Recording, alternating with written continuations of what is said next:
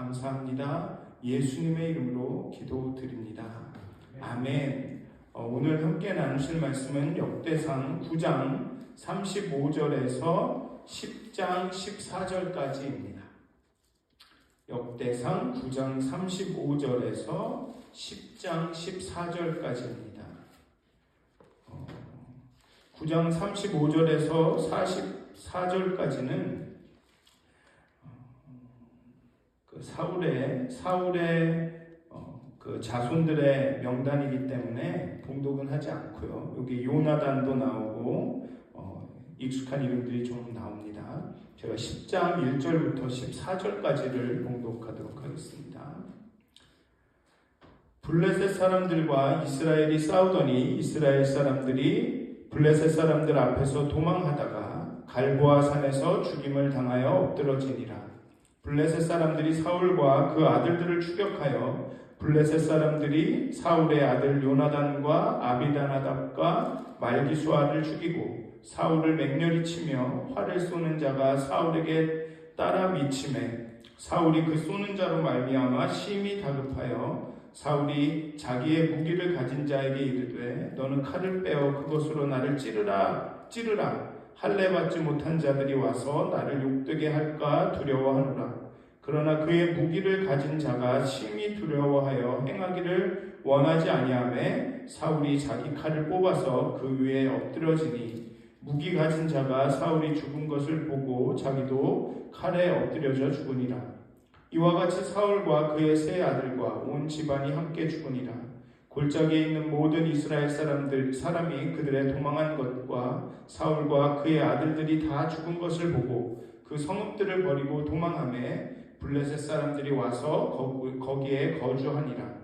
이튿날에 블레셋 사람들이 와서 죽임을 당한 자의 옷을 벗기다가 사울과 그의 아들들이 갈보아 산에 엎드려졌음을 보고 곧 사울의 옷을 벗기고 그의 머리와 갑옷을 가져다가 사람을 블레셋 땅 사방에 보내 모든 이방 신전과 그 백성에게 소식을 전하고 사울의 갑옷을 그들의 신전에 두고 그의 머리를 다곤의 신전에 단지라.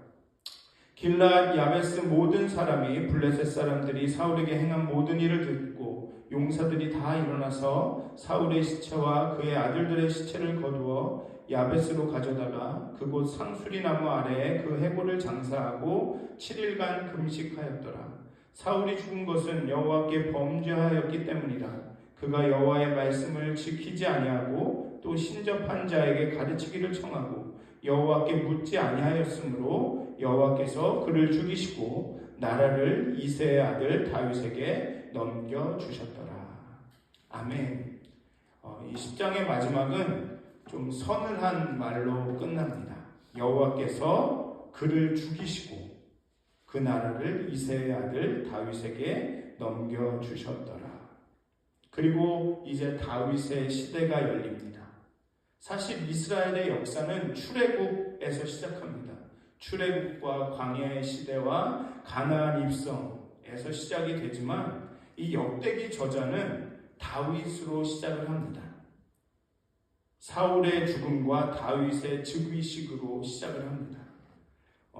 주로 다윗의 이야기하면 사무엘이 기름을 붓고 골리앗을 무찌르고 또 사울의 핍박과 박해를 피해서 도망다니고 이런 일들이 다 있는데 역대기 저자는 그것을 다 생략하고 그냥 사울이 죽은 후에 바로 다윗이 즉위한 것, 왕이 되는 것으로 그 이야기를 시작합니다. 역대기 저자에게 중요한 것은 이제 바벨론의 포로에서 돌아온 이 귀한 공동체가 그 돌아온 예루살렘과 그 남유다 지역에서 어떻게 계속 살아갈 것인가입니다. 마치 영원할 것만 같아 보이는 이 페르시아 제국 안에서 이 하나님의 백성들로 자신의 위치는 어디인가? 과연 페르시아 제국이 있는데 하나님이 여전히 통치하고 계시는 건가? 하나님의 나라라는 것은 과연 이 페르시아 제국 하에서는 어떤 의미인가? 도대체 하나님이 왕으로 통치하신다라는 것은 어떤 의미인가? 이게 역대기 저자에게는 굉장히 중요한 질문이었습니다.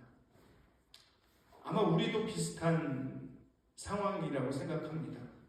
하나님의 나라를 살아가고 하나님의 나라의 확장을 위해서 일하지만 세상의 나라는 전혀 하나님의 나라와 상관없어 보입니다. 오히려 우리가 세상의 나라에 지배를 당하고 영향을 받고 살고 있죠. 그 가운데 과연 하나님의 나라를 세우는 것은 어떤 의미가 있는가? 아마 이 역대기 저자가 갖고 있는 질문과 비슷했던 것 같습니다. 그래서 오늘 역대기의 이야기를 쭉 살펴보시면서 그런 질문들, 과연 이 세상 가운데 세상의 왕이 다스리는 이 삶 가운데 과연 하나님의 나라라는 것은 어떤 의미인가? 내가 하나님의 나라를 살아가는 것은 어떤 의미인가라는 그런 생각을 하시면 좋겠습니다. 말씀드린 대로 9장의 후반부는 사울의 족보고요. 그래서 그 이야기는 언급은 하지 않겠습니다. 오늘의 본문은 역대기 1장부터 9장까지 이어진 긴 족보의 이 대단원의 마지막입니다. 그리고 이스라엘 왕정 역사의 이제 시작을 보여줍니다. 흥미로운 것은 족보는 아담부터 시작해서 쭉 와서 바벨론 포로 귀환 공동체까지 이 역대기 저자의 시대까지 쭉 이르릅니다. 그랬다가 다시 베냐민 지파 사울의 족보로 다시 시작을 합니다. 좀 이상하죠. 족보는 쭉 내려와서 현세에 이뤘으면 끝나야 될 텐데 다시 사울과 베냐민 지파의 족보로 다시 올라가서 쭉 사울의 족보로 끝을 맺습니다. 그 이유는 제가 생각하기에 그런 것 같습니다. 이 다윗과 사울과 다윗을 통해 세워진 이스라엘이라는 나라가 바로 하나님의 나라의 구체적인 현신인 겁니다. 즉 하나님께서 언약하신 아브라함에게 언약하신 그 많은 백성을 해서 나라를 주시겠다, 세우시겠다라는 그 약속이 이루어진 게 바로 이 이스라엘이라는 국가라는 거죠. 즉 왕으로 대변되는 하나님의 통치가 이루어지는 이스라엘 왕정이 바로 그 열매라는 겁니다. 하나님이 진정한 왕이심을 세상 가운데, 현실 가운데 나타나는 것이 바로 이스라엘이라는 거죠. 그래서 귀한 공동체의 이상이 무엇이냐 하면 바로 이 하나님의 통치하심이 이스라엘 가운데 회복되는 겁니다. 그렇기 때문에 사울과 다윗의 이 이스라엘 왕정부터 이야기를 시작을 합니다. 또 이렇게 사울을 먼저 이야기하는 이유, 만약에 그런 의도라면 다윗이 승승장구하는 그 이야기를 시작을 했으면 더 좋았을 텐데 굳이 사울의 실패를 언급하는 이유는 무엇인가 하면 사울은 하나님에 대해서 신실하지 못했기 때문에 그 왕으로서 실패하고 결국은 하나님에게 죽임을 당합니다. 이 10장의 마지막처럼. 그런 것처럼 자신들도 하나님에게 신실하지 못했기 때문에 포로로 끌려갔다라는 겁니다. 사울을 언급함으로써 사람들에게 우리가 포로 생활을 겪은 이유가 바로 하나님에게 신실하지 못했기 때문이다. 그러면서 신실함의 대명사인 다윗을 이렇게 대조하면서 우리 귀한 공동체가 하나님 앞에서 하나님의 나라를 이루면서 온전히 살아가기 위해서는 다윗처럼 하나님에게 신실해야 한다 라는 것을 말하고 싶었던 겁니다. 그래서 역대상의 이야기는 그 많은 이야기는 제쳐놓고 사울과 다윗의 왕조부터 시작이 됩니다. 심지어 다윗이 즉위하는 부분에서 시작을 하죠. 그리고 솔로몬의 성전 건축에서 절정에 이릅니다. 오늘 본문을 보면 10장 1절에서 6절까지는 이 아주 비극적인 사울의 죽음이 묘사가 됩니다. 사울의 마지막이 아주 급박하게 그려집니다. 이스라엘이 블레셋 앞에 패배하고 사울의 세 아들이 죽습니다. 먼저 목숨을 잃습니다. 그리고 사울은 화살에 맞았던 것 같습니다. 그 화살 쏘는 자들에게 쫓겨서 도망하다 이제 죽음의 위기가 되니 자신의 무기 든 자에게 자신을 죽여달라고 합니다. 할례받지 않은 사람들이 나를 죽이는 그 모욕을 견딜 수가 없다라고 말합니다. 근데 흥미로운 것은 사무엘 하에서는 아말렉 사람이 와서 그 사울 왕의 그 갑옷과 왕관과 팔에 있는 고리 팔찌들을 주면서 자신이 고통받고 있던 사울 왕을 죽이고 이렇게 왔다라고 다윗에게 보고하는 장면이 나옵니다. 근데 그건 좀 신빙성이 떨어지죠. 어쩌면 이미 죽은 사울에게서 그 왕관과 팔찌를 가져다가 다윗에게 주면 다윗과 사울은 원수니까 어쩌면 자신이 상을 받을 수 있을 거라고 생각해서 그렇게 한 것 같습니다. 근데 어쨌든 사무엘하에서는 사울의 죽음을 그렇게 그리는데 오늘 역대상에서는 사울이 자결한 것으로 나옵니다. 아마 이게 더 신빙성이 있는 것 같습니다. 사울은 할례받지 못한 자들에게 모욕을 당할까봐 두려워서 자결을 택합니다. 명예를 지키기 위한 마지막 선택이었지만 결국 그 시신은 목이 잘리고 블레셋 신전에 내걸리는 더 큰 모욕을 당합니다. 여기서 흥미로운 것은 사울의 머리를 다곤 신전에 걸었다라고 합니다. 근데 여러분들 다곤 신전이 좀 익숙하실 겁니다. 예전에 블레셋이 이스라엘을 이기고 법궤를 뺏어서 다곤 신전에다 갖다 놨습니다. 그때 어떤 일이 있었냐면 다곤 신상이 넘어져서 다곤 신상의 목이 부러졌습니다. 그리고 블레셋의 골리앗은 다윗에 의해서 목이 잘렸습니다. 그런데 이번에는 사울이 목이 잘립니다. 그리고 다곤 신전에 있는데 다곤 신전이 어떤 일이 생긴 게 아니라 오히려 이젠 사울이 목이 잘립니다. 이것은 분명하게 사울이 하나님에게 버림받고 하나님이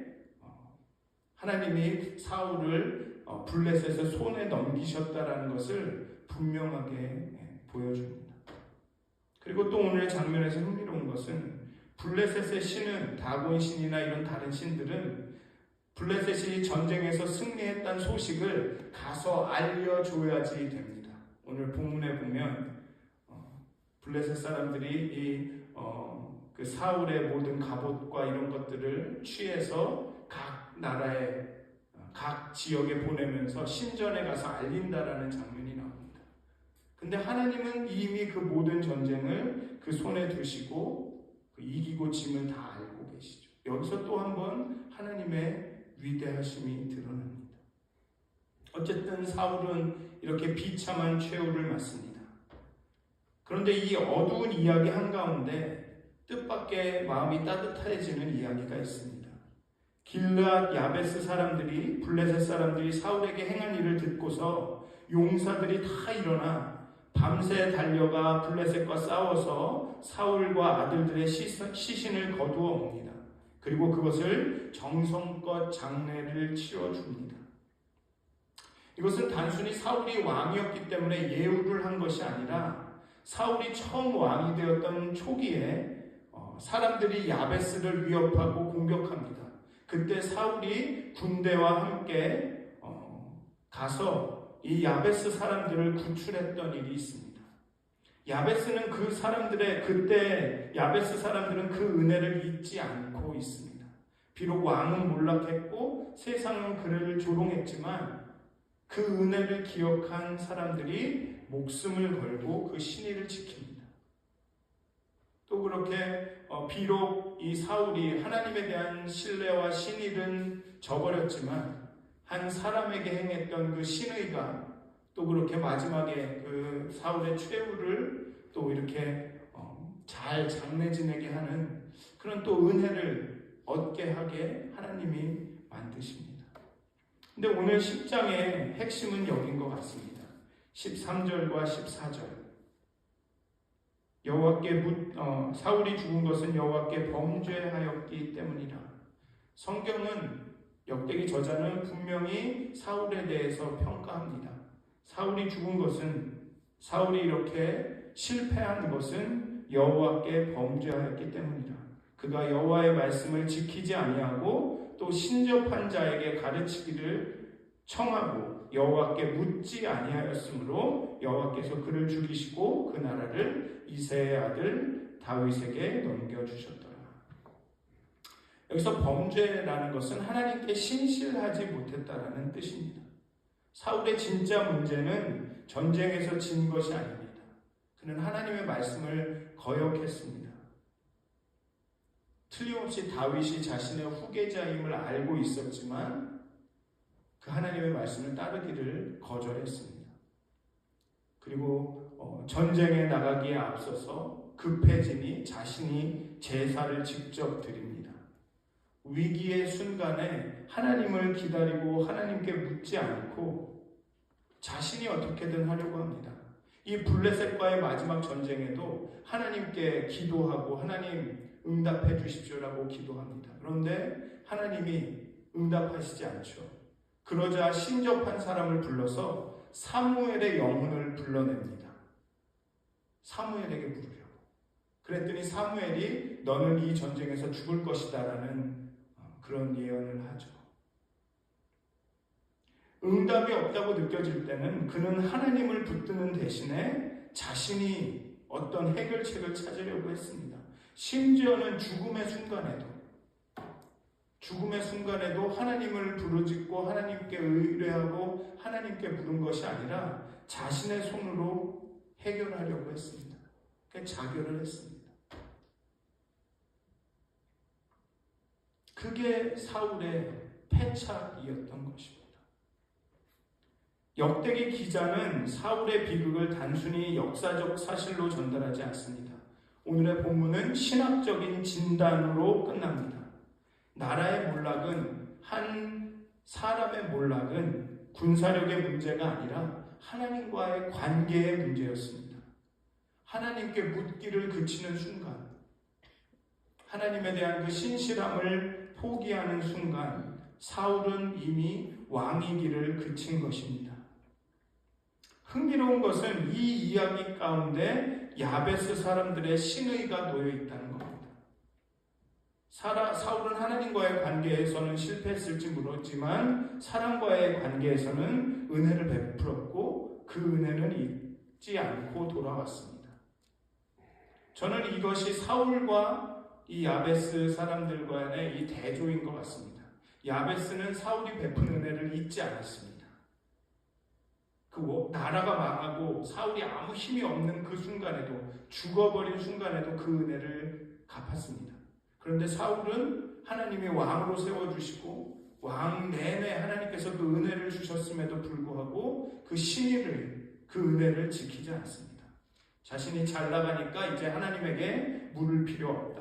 내가 알아서 하면 된다.